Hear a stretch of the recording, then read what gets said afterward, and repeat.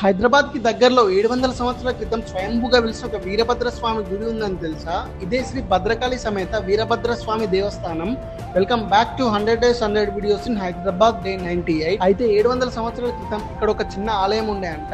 పశువుల కాపరి ఒక రోజు ఆలయం ముందు నుండి వెళ్తుంటే ఎవరో పిలిచినట్టుగా అనిపించి వెనక్కి చూస్తే వీరభద్ర స్వామి వారు కనిపించి స్వామివారికి ఈ ప్రాంతం ఇష్టం లేదని తనని వేరే ప్రాంతానికి మార్చమని అన్నాడంట. అప్పుడు ఆ పశువుల కాపరి స్వామివారిని తన 2 భుజాల మీద కూర్చోపెట్టుకుని కొన్ని కిలోమీటర్ల దూరం నడిచి వెళ్ళిన తర్వాత మనం ఇప్పుడు చూస్తున్న ప్రదేశంలో స్వామివారిని ప్రతిష్ఠించాడంట. కొన్ని రోజుల తర్వాత గ్రామంలో ఉన్న పెద్దలకి పూజారికి కలలో కనిపించి గుడి కట్టమని చెప్పారంట. చాలా అద్భుతం కదా అసలు. ఈ ఆలయం ఎక్కడ ఉంటుందంటే హైదరాబాద్ నుండి 35 కిలోమీటర్స్ దూరంలో ఉన్న బొంతపల్లి అనే విలేజ్ లో అయితే ఉంటుంది. టెంపుల్ టైమింగ్స్ వచ్చేసి morning 7 o'clock to 12:30, evening 4 o'clock to 7 వరకు ఓపెన్ లో ఉంటుంది.